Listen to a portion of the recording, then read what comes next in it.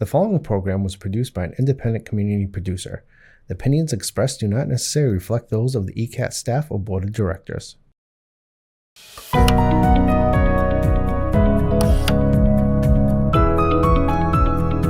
Lighting for ECAT production provided by the Avery Lee Williams Family Foundation.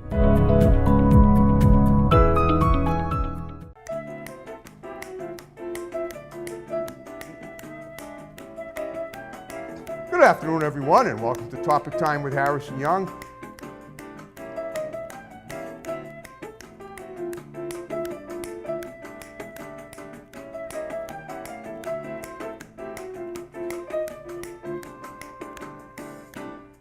Good afternoon, everyone, and welcome to Topic Time with Harrison Young. Very special leave. Starting tomorrow, I'll be getting my kicks on age 66. How about that? And I just missed doing my show on my birthday for the fourth time. I've done 3 shows on my birthday, 2 here, 1 at my other location. But tonight, it's the eve of my birthday, and I have an awesome guest. He's a best-selling author, of course. He's in Florida, but formerly LA, I guess. But before we get to him, got to read these incredible underwriters, and then we will commence per usual. So, we have the Boston Auto Group in North Easton. We have Vineyard Farm in West Bridgewater. We have Johnny Macaroni's Restaurants, 3 locations, 3 great locations, 2 in East Bridgewater, 1 in Halifax. We have Lynch's Towing Auto Cycle and Truck Center in Brockton, 1 number for towing, 1 number for projects. My pal Lynchy there in Brockton is always in search of new transportation, wheels, anything to do with work with driving. He handles it all, scrap, whatever. We have Brian's Barbershop in Kingston. We have the Wareham House of Pizza in Wareham. We have Mockingbird Music in South Easton. We have Bay Street Vape and Smoke in Taunton. We have Grip It and Rip It, sports, trading cards, and video games in West Bridgewater. We have Rose Jewelers in Kingston, rocking the South Shore in custom design for 29 years. We have Hartley's Jamaican Restaurant, delicious Jamaican food in downtown Brockton on the north side. We have the Alter Ego Salon and Spa in Berkeley. We have the Vittoria Connoisseria Brazilian Meat Market in Taunton. We have Mulberry Frozen Yogurt in Raynham. We have a new one, Greystone Kitchen Design in Southeastern. We have another new one, W&W Auto Repair in Southeastern, next to Greystone Kitchen Design. Great deals on repairs and whatever you need for your auto. We have Pell's Driving School in Middleborough setting up classes for January and February of 2026. Better get on that website. We have Dirty Paws Pet Grooming in Southeastern. We have Diesel Plus Unlimited in Whitman. We have Eli's Auto Care in Taunton. We have One Good Credit in Brockton. We have the Riverside Cafe in Wareham, open 6 days a week, all except Wednesday, 7 a.m. to 1 p.m. They make the best breakfast from Boston to the Cape, and they have DoorDash delivery. We have Sharnik Auto Body and Repair in Lakeville. We have Doggy Boutique, all-breed professional grooming for dogs and cats, run by my great next-door neighbor, Debbie Chanel in Brockton. We have Tom Auto in Middleborough. We have Grant's Rental in Bridgewater. We have Countertops Express in North Attleboro, experts in the installation, removal of quartz and granite. We have RW Carpet and Flooring in Norton, covering floors for 50 years. We have Kingston Auto Body in Kingston. We have New England Floorscapes in Middleborough. We have DNS Auto Works and Collision Specialists in Abington on Route 58. We have Evan Young Realty. That's my brother, the realtor. We have Haven Psychiatric Services right here in the building in room 211. And we have Joe's Diner in Taunton. And I want to thank you guys very much. And now the name is kind of unique. It sounds kind of very bohemian. Etan Boritzer, is that it? Yes, you got it right the first time, Harrison. I just want to say congratulations with all your sponsors. It's very impressive how many people are with you. I'm impressed. I'm impressed too. I can't believe it, but why not? I mean, I'm pretty good at what I do, and you know that's how it works. Yeah, that's a proof. Okay, all right. Well, you know, you're a best-selling author, and I see are those books behind you. Any of them you've written? I'm guessing possibly. No, I don't keep my own books here at home. These are books I've read that have influenced me. Okay. But I've written 16 best-selling children's books, and they're now translated into 18 languages. We just sold rights 2 months ago to Poland and Sri Lanka. Wow. So that's part of my mission, is to get these good books, which are in character education and values, social emotional intelligence, critical thinking skills development in our children, rather than being story books, you know, where the main character, the bunny, goes through his adventures or so on. These are more analysis of the various subjects in each book. Okay. Well, so basically, do you create like realism for children in a way, or what? Tell me a little about. I take adult themes, Okay. Harrison, is what I do. So, for instance, my best-selling title, and it's a non-religious title, but it's called "What is God?" Okay. Okay, that's a difficult subject for kids and for adults. What is beautiful? Well, it's What not is just for adults; true? it's for everybody. But go on. Right? What is death? Okay, what is a friend? Wow. Oh, so they're all the what is series, and we're tackling these adult questions that children do have, but perhaps the parent or the teacher, grandparent, auntie, uncle are not fully able to guide the child through those questions. So you have this book as a guidebook, basically. Okay. So let me ask you this: how long have you been? When did you type your first type your first book or publish your first book? I should say. When did you do that? How long ago? Well, let me tell you something interesting. I have my mother's DNA genes, okay, the writer's genes. I was actually published when I was 13 years old. Wow. Yeah, when JFK was assassinated. On my own, I went home and wrote, after school, wrote an essay about the class and how we all reacted being 13 years old. I don't know what grade that was anyway, but seventh or eighth grade in the Bronx, New York. And it was selected, my teacher submitted it for an anthology tribute to JFK, and it was selected to be in that anthology of New York City Public School children tribute to JFK. We had a big ceremony. I was able to meet John F. Kennedy. I'm sorry, Robert Kennedy. What are you talking Robert about? You Kennedy. said JFK. You meant JFK. You meant John F. Kennedy, right? And I meant Robert. Oh, you meant Robert. Kennedy. Okay. So you were okay. Sorry. So it means you were born in 19. So you're. I was born in 1950. I was born in That's right. 1950. Okay, because you said, yeah, I was going to say you look great for I was 75 13. because you said when you were 13, that's when JFK was assassinated. That was 1960. November 23rd, 1963. Right, I know when November it was, 20th. but you're telling me you were 13 then, so that means you were born in. So you're 75. You look great, or almost 75. Yeah, but Harrison, I always tell, thank you for that. I always tell people lie up. You know, people when they get older, they tend to want to lie, say I'm younger, I'm older, I'm younger. But I always lie up. In other words, I say, instead of saying I'm 75, I tell people I was born in 1945 and I'm actually 80 years old. Oh, okay. Well, So that's cheating, don't you think? Yeah. Cheating for fun is okay, not for Well, profit it's or all okay. You can tell illegal. anything you want to tell them. That's fine. All right. Yeah, Well, but then I get extra compliments. Then I go like, wow. They go like, wow, you look great for 80. I know, but I'd So rather be complimented on not looking my actual age. But that's me. Everybody has their own. that's what I'm saying. Okay. So No, but okay, I mean, all I would right. never lie. I would never lie up. I would always say, I love telling people my age and having them say, wow, you look so much younger than that. But that's not usually what they say to me. Well, that's why you have to lie up. I don't want to. That's okay. You want to lie up, you lie up. I'll be honest. I don't mind being honest. I like it. Okay, all right. All right. Well, Go anyway, ahead, you sir. don't want to get off. I'm with you. All right. So, okay. So this was when you were 13 in 1963. So what happened? You got published. Who published that?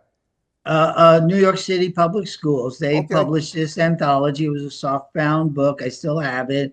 Some kids contributed artwork, poetry. Mine was a 2-page essay on when Mrs. White, our principal, came on the loudspeaker and said, students, I have very sad news. Our president, John F. Kennedy, was just shot and killed in Dallas, Texas. We were all shocked because I don't know your age, Harrison, I'm not going to ask, but he was, the great hope of our country at that time. Right. And so it was very shocking to everybody, obviously. Right. That's when I first got published. I was always a writer, and I started publishing because that's what I do today also. Part of my full-time daytime job is publishing my books and other people's books. People have come to me to publish their books. Wow. So I was a long-haired hippie in the Bay Area during and after the Summer of Love. And All right, hold up. I got so a question, right? I I mean, hold up. I have a question I want to insert here. So please. were you living in New York when you were 13, and that's when you got that essay about John F. Kennedy published, right? Correct. Okay, Yes. so what prompted you to head west? You decided to become a hippie and join your movement, the Summer of Love? Well. It was very, very difficult times in New York. In New York, growing up in the Bronx, there was a lot of drugs. There was a lot of illegal activities that we were involved with. Stupid activities, But that's what hippies and like. like what? That's what hippies like: illegal activities, drugs, and Yeah, yeah, but this was just being a hoodlum in oh, the Bronx, okay, basically. It didn't have it. Hippie, you kind of think, oh, flowers and peace right. and That's right. love. You weren't a hoodlum. This was You didn't want to be mostly, with the hoodlums. That's why. So that's why you migrated to San Francisco, right? well, but I actually had a chance. I got into a small college in Beloit, Wisconsin, Okay. which after 6 months, I realized I didn't want to be here with all these white kids, these middle class other white kids there. And I headed to San Francisco, and that's where my education started in Berkeley, being a long-haired hippie radical, smashing windows at the Bank of America, raising money for the Wow. Black Panthers. Yeah, it was a very radical. And plus, because I had dropped out of school, I had my draft deferment was gone. So Good for you. eventually, Well, yeah. I was always Well, scared of getting drafted too as a kid because remember, I remember as a child watching the Vietnam War unfold on TV every night with my parents on the news, and I'm thinking to myself, I might end up having to be there. I might have to be there someday. So, but fortunately, Nixon yeah, stopped the yeah. war before Well, I they had to have that actually, yeah, happen. yeah. Well, I had a number, and they wanted, my number was coming up. I was just going to go back to that when I was in San Francisco. One of the other many nefarious things I did was publish my own poetry, and Sweet. I would go to Fisherman's Wharf in a little pamphlet, 6 by 9, with my poems and my sketches, and I'd sell them like, hey, hippie poetry, San Francisco beat poetry for $1. My rent at that time was $35 a month. So, I was living that life, but eventually, because the draft was getting closer, I took a 3-year hiatus around Europe and Asia. Cool. When I Okay. came back, the FBI was looking for me. My parents informed me. Wow. Because of that, skipping out on the draft. Yeah, yeah, they didn't like that. I know. Usually the draft dodgers go to Canada. You went overseas. That's unusual. Yeah, yeah, yeah. Canada was kind of boring to me. It's a Okay. good place, Well, what but happened? All right. Well, it now you doesn't. got me intrigued. What happened with the FBI when you got back? Well, long story short is I had to go down to Whitehall Street, the Selective Service You Board went there Isle of with 100. Guthrie. Remember Alice's I didn't, restaurant? I didn't see Arlo there, but No, I but know. there were Okay. there was 100 naked boys, Oh, with folders in their hands, and we were being examined to go, fitness or not. And Etan, I had a red tag, and I noticed I was the only one that had a red tag on my folder. I asked one of the officers. He said, "Yeah, you're going to Fort Dix this afternoon in New Jersey." And I said, I don't know if I'm allowed to curse. I won't curse on your show, but I said the I hear F what you're word. saying. Wow. And, what's my parents going to do? Was this going to, and then I started freaking out. And I've always been an actor too. I still have my Screen Actors Guild card and been in theater and TV and films and commercials and so on. So I started freaking out and adding a lot of acting ability to that. Finally, I got to a shrink. They said, I need to see a shrink. And I went in there. I was born Jewish. And one thing about Jews is mostly they recognize each other. And this shrink was a Jew. Okay. And I started, I started ranting in his office that, I can't go to the draft. I can't go to Fort Dix. I'm doing a homo movie in San Francisco, and we're supposed to shoot up, and my lover and people are waiting for me to get back there to do this movie, and I'm not going. And, I was doing that, and the guy looked me in the eye. I don't know what made him say this, but he said, "Okay, Boritzer, you're not fit to serve." Sweet. Yeah, and that was it. I wish everything happens for a reason, and you just proved that with that story. Well, I believe there is a higher force out there, and that I was being saved for better, All right, well, let's for talk better about your. All right, things. that's great. That's a fantastic story. I see. This is why I ask these spontaneous questions on topic time, and I'm not the most polished orator, but we always find when you dig a little bit, you find gold sometimes, and we just found some with that story. So now what I want to hear is when did you begin? You know, you obviously have your own publishing company there, right? And you've had it for a while. Yeah, well, during the time that I was in the Berkeley area, I was writing a lot. I wrote some plays. Anyway. I was in a writing mode. I was free finally from school, from parents, Right. from evil influences, and so I wrote this little children's book. Oh, I must interject that I also, part of my sojourn was in India. And and then I came back to Berkeley after, long story, but I wrote a little book called What is God? Okay. And it took 15 years to get rejected by the publishers and the agents and the editors and so on. And then when I finally moved down to LA to get my big break as an actor, then I did meet this drunken Dutch publisher in a bar in Hollywood one night. And we met I told him about my book, and we met the next day. He said, "Yeah, I'm going to publish your book." Wow. So actually, that's how, people want to know how to get published. That's what part of my day job. You can contact me about that, but you don't want to waste 15 years of your life. I didn't waste them, but that book is now in its 35th reprint with about 1.8 million copies sold worldwide. Sweet. So all of the lesson here is traditional publishers, they're not always right. The professionals, the people who know everything, and in dance and art and film and painting in the arts, okay, you have to go through the gauntlet if you're going to be a real artist, meaning writer, category, European category artist. Well, I'm a self-published author too. I did a poetry book in the 70s, and then in the 90s, I wrote what I call the greatest book of short stories ever. And I had it published by a professor at a local college up here. And it's on the back burner now, but I sold some copies, got it myself on TV news around here. It was pretty cool, but you've done very well. I mean, it was my dream to become you, and you've done that. But I'm doing okay now. All I'm saying is that you're someone I would have modeled myself after 25, 30 years ago. Okay, Harrison, one marketing tip from a publisher. Yep. Why don't you have that book on your table when you're interviewing? Because people go like, "What's that book?" It's part of my past. If people want, I give copies away now. I used to go selling them door to door. All right, we've all done that. It'll always be there. I'll always have plenty of copies to sell. All right. Well, let's talk about, how did you become an actor too? You said you're an actor. How did that happen?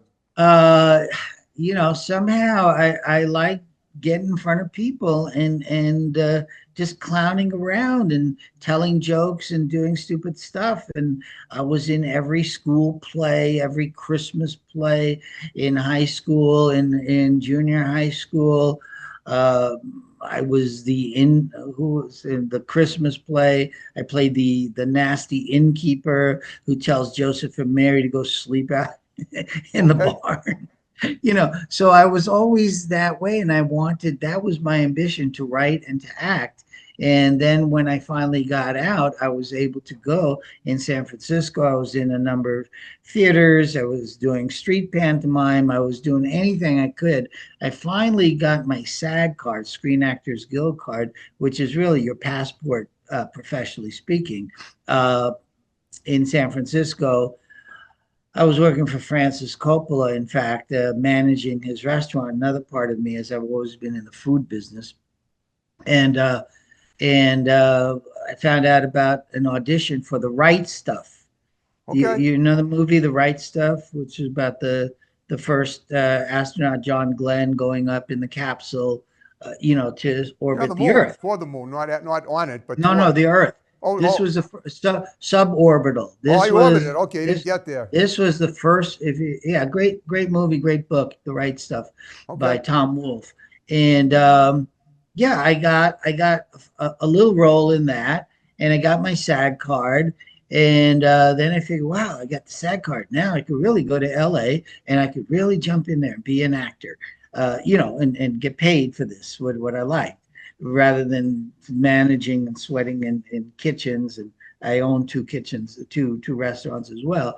But so Wow. that was my sojourn to getting to LA and eventually getting agents and managers and auditions and different gigs and producing a movie that didn't do well, et cetera, and writing screenplays, writing TV scripts, writing copy for ads. So I was in the thick of it, and I was sort of coming up a little bit in the on the horizon there when the writers' strike hit in 1989.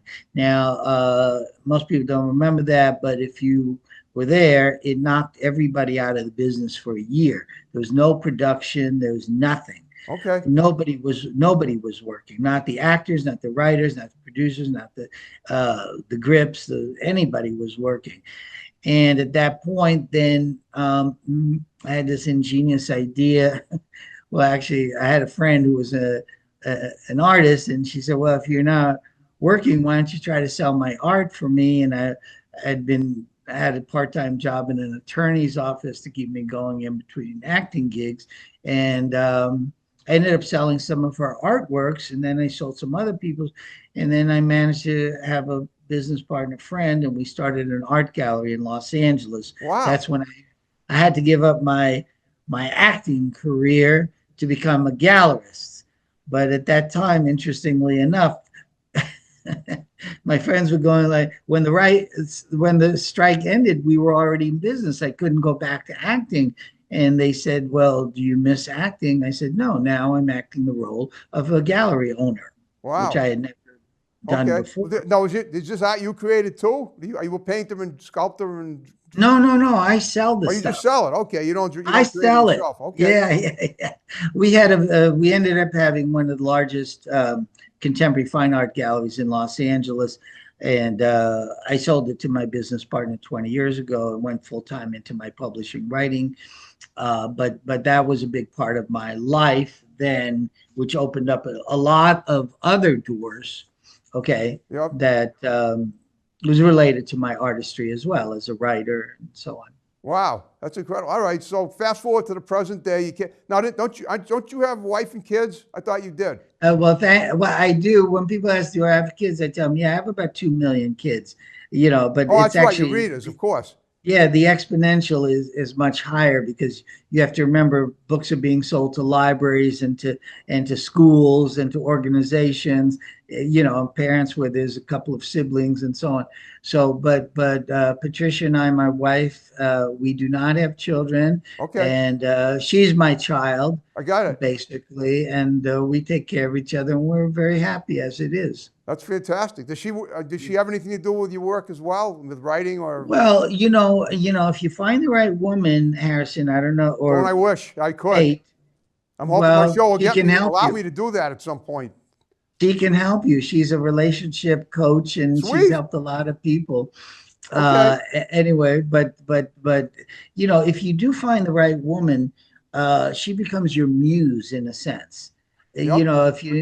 She can become what is called in Vedic. I had a girlfriend 43 years ago. Wasn't a permanent deal, obviously, but that's okay. Right. 43 years ago. Well, it's time for another Yeah, girlfriend. tell me about it. All right, well, that's a show for another Well, day. she'll help you. If anyone's She'll watching help and that's worthy, you know where I am. All right, but All right. Well, you are worthy. You are 100% oh, tell me, I know I'm worthy. worthy. Listen. Confidence isn't my weak suit anymore. It used to be. Well, you don't want to be seen as a narcissist either, and she teaches that, Patricia. What happens sometimes when you get frustrated, you become narcissistic. Some people, crawl into a shell and hide, but I do the opposite. I used to. I just get Yeah, mad but you and could be say, you could be happy as a narcissist. It's not a bad thing as long as you accept I'm a narcissist and I'm going to live alone, or I'm going to get a partner who's a zero, and that partner, and I say now male female because partners are partners. oh, Doesn't I mean if know. you're gay or I don't need a male partner. hetero. That's definitely a no. Male friends are fine, but a partner, no Yeah, yeah, thanks. but you know what I'm saying. Yeah. So the title of Patricia's book is her new book just came out about 2 weeks ago. Patricia, that's your wife? Yeah, Oh, yeah, okay. she's a therapist. Oh, She's a okay. relationship coach therapist. She deals with celebrities, executives, ordinary people, and so on. But the title of the book, and this is the key, really, it's called Successful Relationships Communication Tools for Singles and Couples. It really comes down to how we communicate with each other. I know. And guess what? On that, speaking of communicating, we're within the final 5 minutes of the show. I hope you had fun Oh, talking to me. shoot. Okay, it's fun. Yeah, yeah. We could talk a lot. Go We ahead, can. but You're a very tell me. interesting dude. I have to admit. I You mean, it's too. always. I mean, you're more than I bargained for, and I'm delighted with that. Can I give people my website too? So if they Sure. want to publish their Go book, ahead. Give people they your can. website, and we'll make sure we get it in the graphics when we edit the show next week. Okay, it's just veronicalanebooks.com. All right. Veronica Lane. Is that the same thing as the first email address you sent me? Yeah, my email is the same. It's just ETAN, my first name, ETAN. Oh, I know that. All right. What we'll do is Okay. when we're done with the show, we're gonna stop. You don't mind a little plug, right? Well, we're gonna do a plug. I'm gonna write your information down on my sheet of paper. Make sure that it's the way you want it, and then we'll make sure we edit it in the graphics on Tuesday when we edit the show.